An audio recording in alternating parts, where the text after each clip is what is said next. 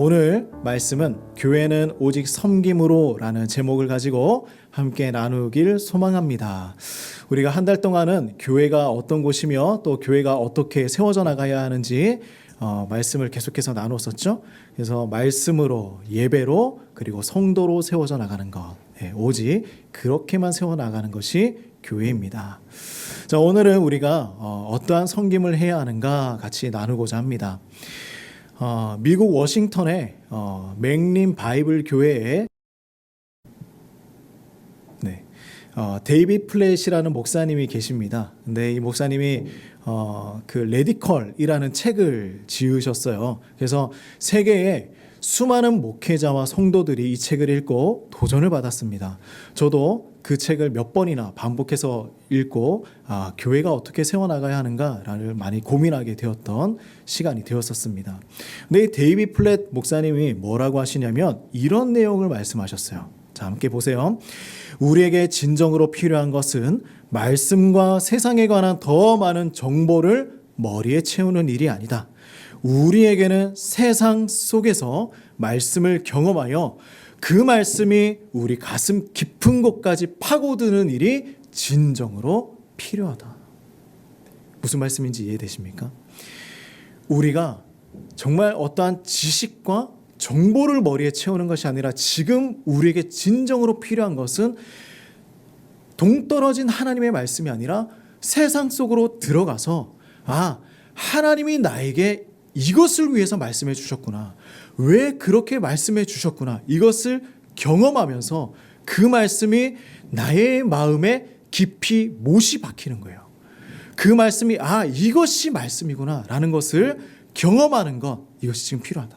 그런데 그것을 어떻게 해야 되느냐? 세상 속에서 경험해야 된다. 세상 속으로 들어가서 경험해야 한다. 그렇다면 이 마음을 가지고 우리는 교회와 성도는 어떻게 이 시대를 섬겨나갈 수 있을까요? 어떻게 세상을 섬길 수가 있을까? 자, 그 방법을 다른 말로 표현을 해보면 가까운 이웃을 위한 동행입니다. 가까운 이웃을 위한 동행. 가까운 이웃을 위한 동행. 동행이라는 말을 참 많이 들어보셨죠? 동행. 동행은 무엇입니까? 같은 방향으로 같은 발걸음을 가지고 걸어가는 것이죠. 같은 방향으로 같은 발걸음으로 걸어가는 것입니다. 우리가 가깝다라는 것은 우리의 이웃을 얘기하는 거예요. 그죠? 우리의 이웃입니다. 우리의 주변 지역이에요. 그래서 우리의 이웃들과 같은 발걸음으로 걸어간다라는 것입니다. 저는 이것이 참 중요하다고 생각을 해요. 왜냐하면 같은 발걸음으로 걸어가야 하는데 교회가 너무 느리거나 너무 빨라서는 안 된다라는 거예요. 고집부리면 안 된다라는 것이죠. 그 교회는 하나님의 말씀을 가지고 가야 하지만 이 지역과 우리 이웃들과 이 세상 가운데 필요한 것을 함께 공유하며 살아가야 하는 것입니다. 그래서 하나님께서는요, 우리에게 먼저 동행이 무엇인지 정확하게 말씀해 주셨어요. 우리 이사야 41장 10절 말씀을 같이 한번 읽어보겠습니다. 이사야 41장 10절 말씀이에요. 자, 시작. 내가 너와 함께 함이니라 놀라지 말라. 나는 내 하나님이 됨이니라. 내가 너를 굳세게 하리라. 참으로 너를 도와주리라. 참으로 나의 의로운 오른손으로 너를 붙들리라. 내가 너와 함께한다. 내가 너를 도와주겠다. 나의 의로운 오른손으로 너를 붙들겠다. 이게 동행이에요. 하나님은 우리에게 먼저 동행을 보여주셨습니다. 그리고 지금 이 순간에도 우리와 함께 동행해주고 계시는 것이죠. 그래서 성경 속에서 말씀하고 있는 이 섬김이 무엇이냐 우리 한번 살펴보길 원합니다. 제가 3명의 사람을 말씀드리겠습니다. 제사장, 레위인, 사마리아인. 자, 이 3명을 딱 생각해보면 우리 떠오르는 성경의 내용이 있으십니까? 자, 한번 머리를 한번 이렇게 돌려보세요. 어떤 내용일까요? 제사장, 레위인, 사마리아인. 자, 이 사람들의 이름 중에 힌트가 있습니다. 뭐죠? 선한 사마리아인에 대한 내용이죠. 자, 그래서 우리가 이 누가복음 10장 말씀을 한번 이렇게 펼쳐보면요. 그 내용 안에서 어떤 내용이 있냐면 선한 사마리아인에 대한 내용이 기록되어 있습니다. 그런데 이 내용은 왜 시작이 되었을까? 왜 예수님은 이 이야기를 하셨을까요? 한 율법학자가 예수님에게 질문을 한 거예요. 뭐라고 질문했냐면, 선생님, 사람이 영원한 생명을 얻으려면 어떻게 해야 하겠습니까? 영원한 생명을 얻으려면 어떻게 해야 하겠습니까? 그러자 예수님께서 대답은 이거예요. 뭐라냐면, 자, 율법에 뭐라고 적혀 있었느냐? 모세의 율법에 뭐라고 하느냐라는 것입니다. 자, 이게 바로 하브루타예요. 자, 보십시오. 예수님에게 질문을 했는데 도로 질문을 하시면서 답을 찾아가고 있습니다. 자, 그런데 뭐라고 하시냐면, 모세 율법에 뭐라고 하고 있느냐? 그랬더니 이 율법학자가 대답이 이것입니다. 내 마음을 다하고 목숨을 다하고 힘을 다하고 생각을 다하여 내 이웃을 내 몸과 같이 사랑하라. 그렇게 기록되어 있습니다. 내 몸과 같이 사랑하는 것. 온 힘을 다하여서 내 이웃을 사랑하는 것. 그러면 예수님께서 이렇게 얘기하시죠. 맞다. 그러면 그렇게 행해라. 그러면 너는 영원한 생명을 얻을 수 있을 것이다. 자, 여기에 힘을 얻었습니다. 율법학자가 뭐라고 하고 있냐면, 그렇지. 내가 질문 한번 잘했구나.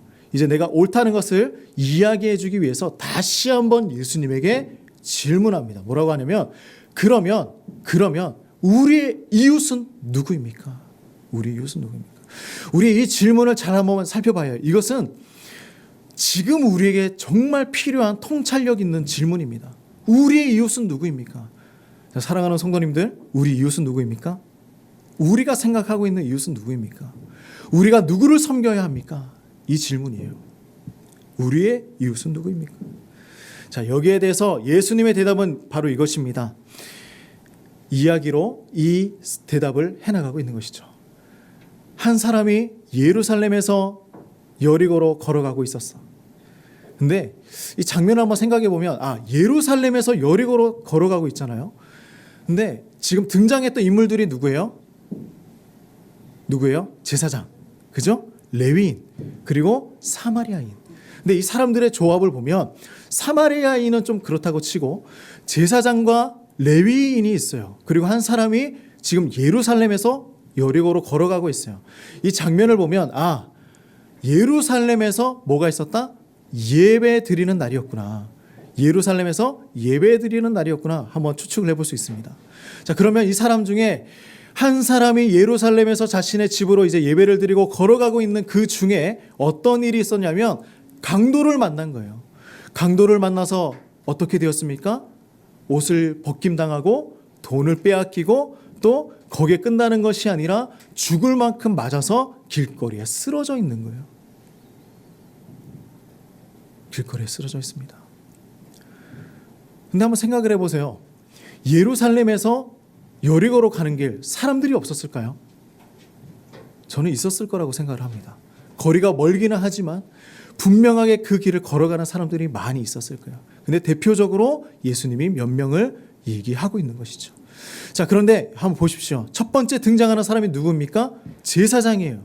제사장이 그 길을 걸어갑니다. 그러나 그 쓰러져 있는 것을 보면서 피해서 다른 길로 갔다 말씀하시죠. 자, 레위 사람입니다. 두 번째 사람이 등장하죠. 레위 사람이 등장했어요. 지나가다가 그 사람이 쓰러져 있는 것을 보았습니다. 그도 피해서 그대로 지나쳐 가버렸습니다. 여기 보시면 제사장도 레위인도 뭐 하는 사람이에요? 하나님의 예배를 담당하는 사람들이었습니다. 그죠? 성전을 관리하고 제사를 담당하는 사람들이었죠. 지나갑니다. 그런데 여기서 한 사람이 등장합니다. 사마리아인. 예수께서 근데 성경에서 표현한 이 사마리아인에 대한 말씀이 이거예요. 뭐냐면 멸시를 받는 한 사마리아인이 있었다. 멸시를 받는 한 사마리아인이 있었다.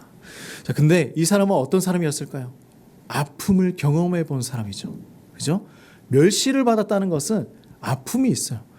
상처를 받아본 사람이었습니다. 근데 그가 쓰러져 있는 사람을 보니 어떤 마음이 들었습니까? 측은한 마음이 들었다라고 말씀을 하고 있어요. 측은한 마음이 들었다.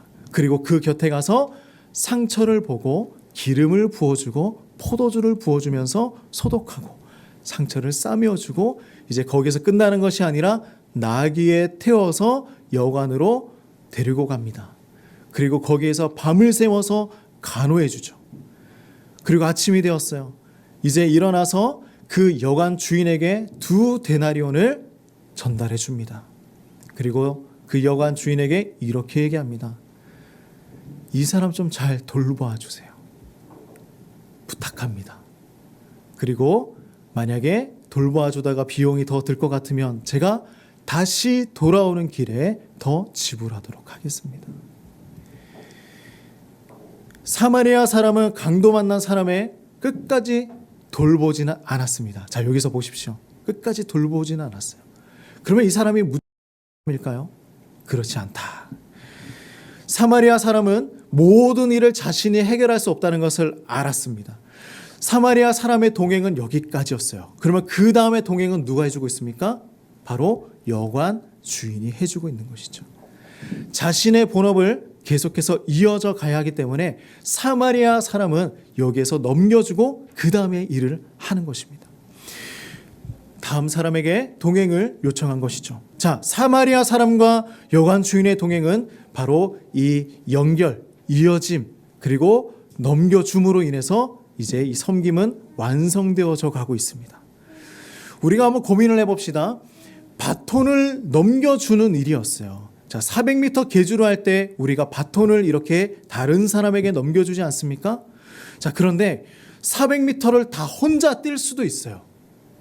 분명하게 뛸 수 있죠. 400m 혼자 뛸 수 있지 않습니까? 그죠?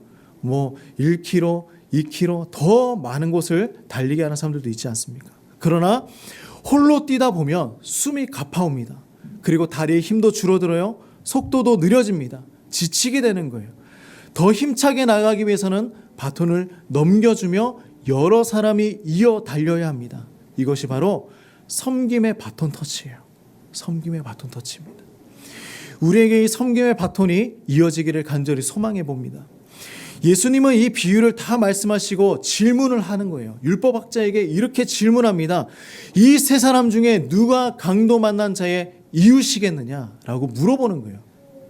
누가 이웃이냐? 이웃이겠습니까? 물어봤더니 예수님이 이야기를 하고 그럼 누가 이웃이겠느냐? 율법학자의 대답은 자비를 베푼 사람입니다. 자비를 베푼 사람입니다. 예수님께서 율법학자에게 말씀하시죠. 자, 우리 이 부분을 잘 봐야 뭐라고 하시냐면 맞다, 옳다, 너도 이제 가서 그와 같이 실천하라. 이 부분을 봐야 하는 거예요. 너도 가서 그와 같이 실천하라. 예수님의 그 긴 이야기 안에서만 섬김의 바톤이 이어진 것이 아닙니다. 율법학자가 말씀을 들었어요. 그죠? 말씀을 듣고 깨달았습니다. 누가 우리의 이웃인지 알게 되었습니다. 그러니 이제는 가서 그것을 행해라 라는 것이죠. 우리는 어떻게 이 섬김의 바톤을 함께 이어나갈 수 있을까요? 데이비 플랫 목사님이 했던 이야기가 바로 이 이야기예요. 세상 속에서 말씀을 경험하고 그 말씀이 내 안에 깊이 있게 새겨지는 것, 그것을 이야기하고 있는 것입니다. 작은 교회든 큰 교회든 이 섬김의 일을 다 혼자서 감당할 수는 없어요. 우리는 우리의 섬김이 있고 다른 교회는 다른 교회의 섬김이 있는 것입니다. 자, 그래서 이 섬김의 바톤에는 지혜가 필요해요. 지혜가 필요합니다. 두 가지가 필요한데요. 그 첫 번째는 바로 이것입니다. 적실한 섬김의 바톤이 있어야 한다. 적실한 섬김이 있어야 한다. 적실한 섬김의 바톤이 필요하다. 적실성이라는 것은 무엇이냐면 관계가 있다, 연관이 있다라는 것입니다. 적실하다는 것은 이것과 연관이 있다, 이것과 관계가 있다, 정말 현실에 도움이 있는가 없는가, 바로 그것입니다. 우리가 필요한 것을 보았어요. 그런데 그곳에서 다른 도움이 아니라 그 상황과 환경에 필요한 적실한 도움이 있어야 한다. 우리가 바톤을 넘겨줄 때, 이 계주를 할 때 바톤을 넘겨줄 때 같은 편에게 넘겨줘야 하는 것이잖아요. 그죠? 같은 선수에게 넘겨줘야 합니다. 그런데 상대의 다른 편에게 넘겨주거나 잘못된 방법으로 넘겨주면 그 바톤을 놓치고 마는 것이죠.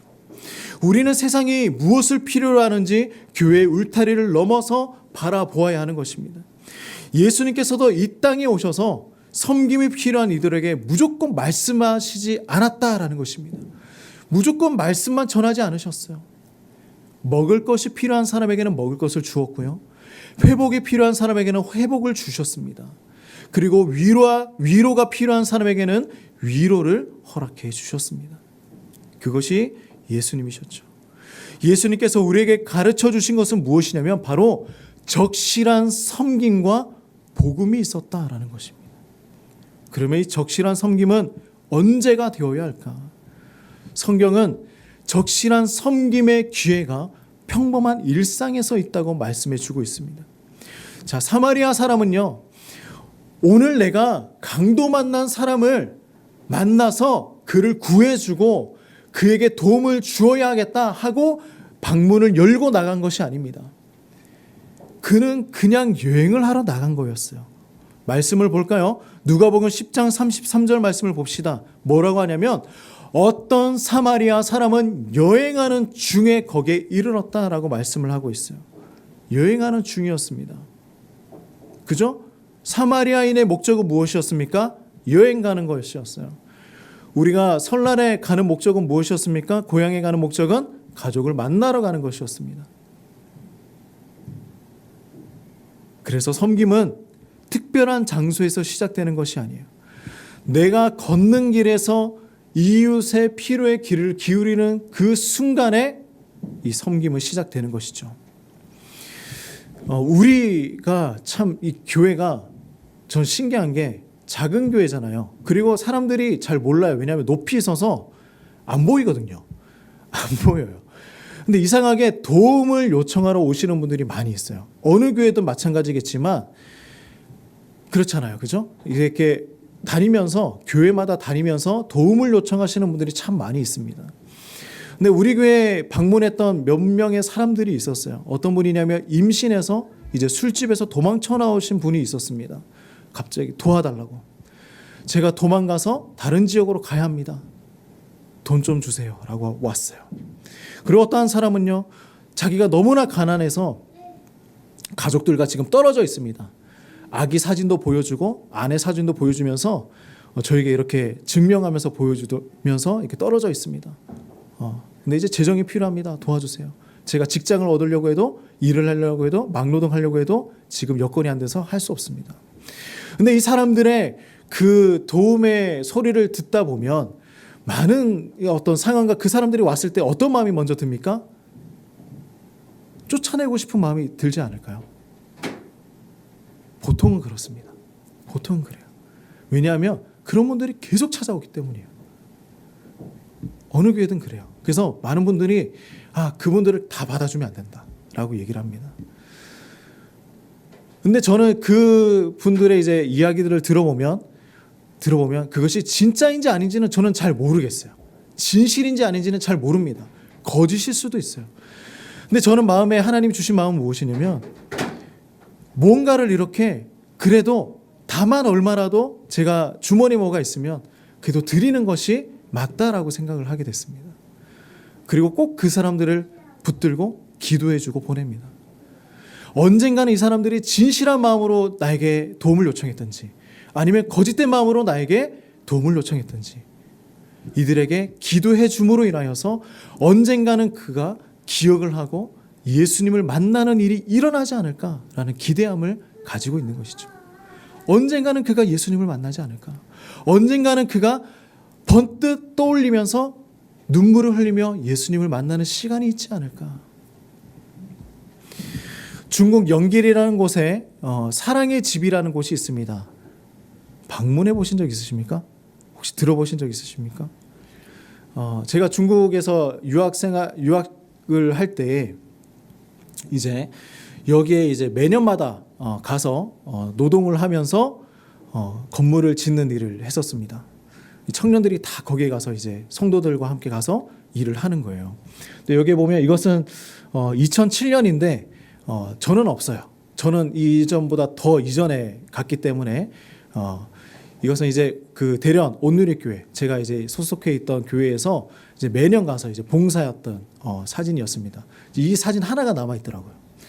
근데 이렇게 많은 사람들이 가서 뭘 하느냐? 일주일 내내 땅만 파다 옵니다. 다음 건물을 한번 보시면 어떤 모습이냐면 땅만 파다 와요. 이 건물이 정말 많이 세워졌죠. 가서 제 키보다 이렇게 높은 이 정도 높이 되는 깊이로 땅을 삽으로만 팝니다. 뭐 기구가 있는 것이 아니라 삽으로만 파요. 땅을 이 정도 넓이의 높이로 이제 다 파면 이제 거기에 건물을 세우는 것입니다. 그래서 지금 보이는 이 세 개의 건물을 제가 매년마다 가서 땅을 팠던 그 건물의 자리입니다. 근데 너무나 놀라운 것은요, 이 건물들이 땅만 파고 나면 그 다음에 가면 세워져 있어요. 땅만 파고 나면 그 다음에 가면 또 세워져 있어요. 그래서 놀라운 건 뭐냐면 정말 세계 각지의 많은 사람들이 이곳에 와서 벽돌 나르고 시멘트 바르고 하면서 건물을 세우는 거예요. 전문가들이 아니에요. 언제 무너질지도 모르지만 정말 이렇게 튼튼하게 잘 세워져 있습니다. 근데 이 사랑의 집이라는 것이 어떻게 시작이 되었냐면 이 원장님이 처음에는 이제 중국의 선교사님으로 간 거예요. 근데 자고 일어났는데 어느 날 그 집 앞에 문을 열어보니 중국인 장애아이가 버려져 있는 거예요. 그 아이를 돌보는 것으로 인해서 이 사랑의 집이 시작하게 되었습니다. 아무 계획이 없었다고 합니다. 사랑의 집을 해야겠다. 장애인들을 돌보는 일을 해야겠다. 전혀 그 일이 없었어요. 생각도 하지 않았답니다. 근데 이 아이를 보는 그 순간부터 이 일이 시작이 된 거예요. 그래서 여기에는 수많은 사람들이 의사 선생님들을 와서 봉사하시고요. 그리고 지금은 70명의 장애인들이 여기에서 성장해 나가고 있습니다. 이 아이들이 커가고 있는 거예요. 이 엄청난 놀라운 일들이 일어나고 있는 것입니다. 이 소식을 듣고 우리는 가서 건물을 지어지는 일을 하는 것이죠. 섬김은요, 특별한 시간과 특별한 장소에서 일어나는 것이 아닙니다. 그 선교사님이 문을 열었던 그 순간에 섬김이 시작되는 것이죠. 우리도 그 문을 열었던 그 순간에, 우리가 길을 걸어가고 있는 그 순간에 이 섬김의 시작이 일어날 수 있습니다.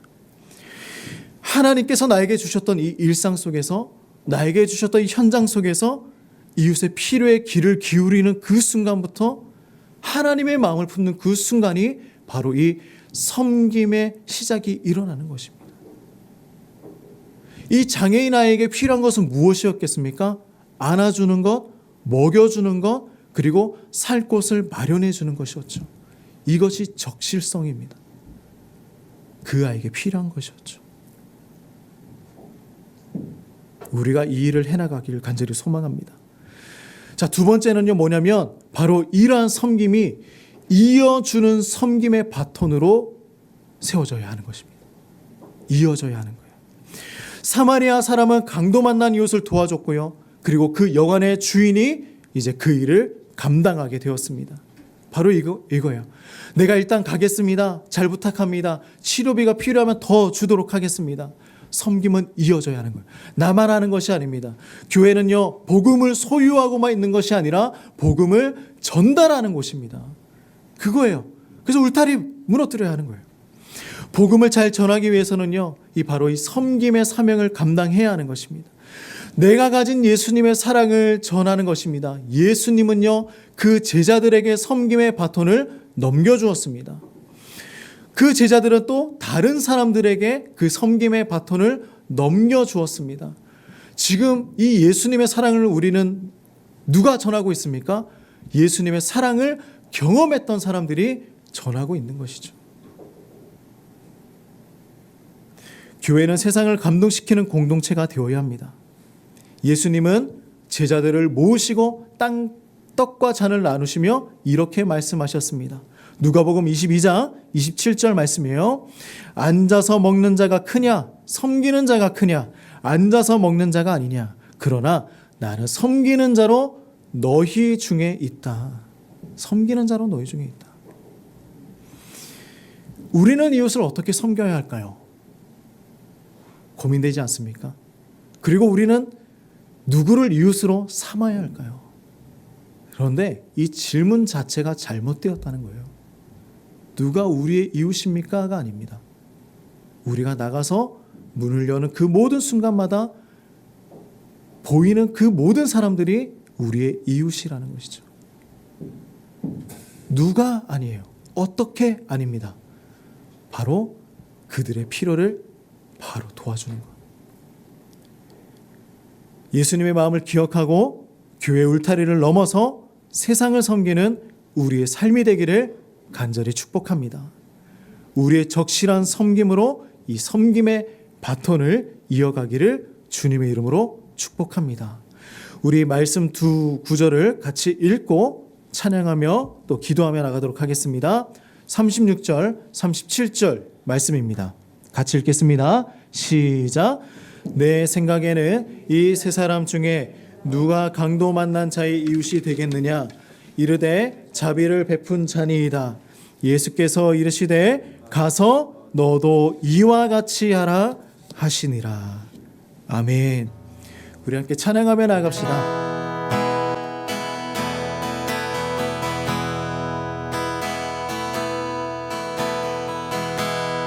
우리의 섬김이 더 낮은 곳으로, 우리의 고백이 더 낮은 곳으로 쓰러져 있는 그들을 향해 당신이 그랬던 더 낮은 곳으로, 낮은 곳으로 우릴 초대하네. 함께 하자고 말씀하시네. 우리도 예수 그 길을 따라 함께 가길 원하네. 우리 한 번 더 찬양할 때 우리 자리에서 일어나서 우리 한 번 더 고백하며 나갑시다. 우리의 섬김이 더 낮은 곳으로, 더 낮은 곳으로 우리의 고백이 더 낮은 곳으로 쓰러져 있는 그들을 향해 당신이 그 낮은 곳으로, 낮은 곳으로 우릴 초대하네. 함께 하자고 말씀하시네. 우리도 예수 그 길을 따라 함께 가길 원하네. 주님이 우리와 함께 하시네. 십자가 피 예수의 손으로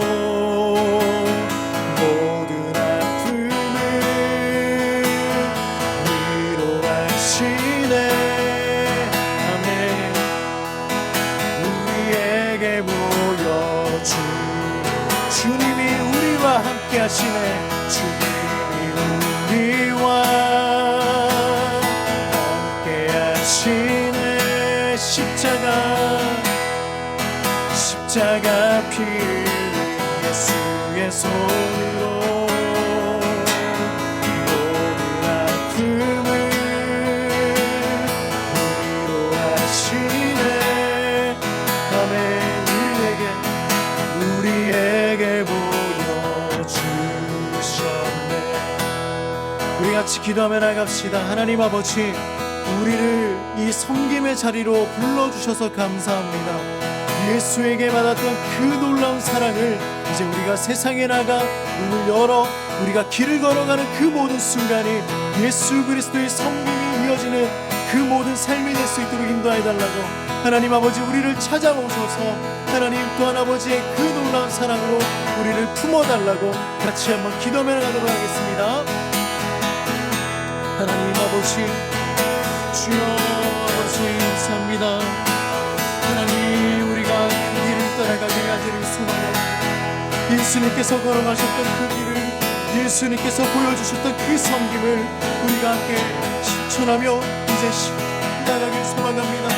이제는 가서 그렇게 행하라고 말씀하셨던 그 예수님의 말씀에 하나님 우리가 움직이며 하나님 우리가 행동하길 소망합니다. 아버지, 우리를 움직여 주시옵소서, 우리를 이끌어 주시옵소서. 예수님의 그 손으로 하나님 우리를 만져주시고 우리가 만나는 그 모든 사람들, 섬김이 필요한 그곳에서 예수의 손으로 위로하여 주시고 하나님 우리가 그 통로가 될 수 있도록 아버지 도와주시옵소서.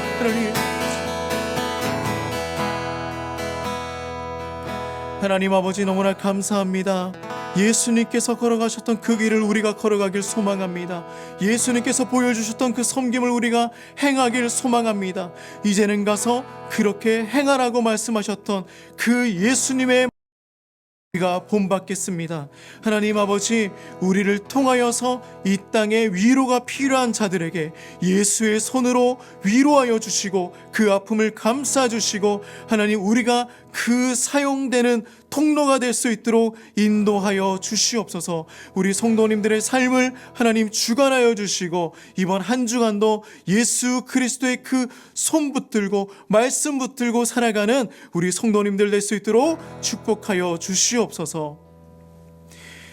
이제는 예수 그리스도의 은혜와 하나님의 무한하신 사랑과 성령의 교통하심이 예수의 손으로 예수의 섬김으로 우리도 본받아 살아가길 소망하는 모든 성도님들의 삶 가운데에 이제로부터 영원토록 함께 하시기를 주의 이름으로 축원하옵나이다. 아멘.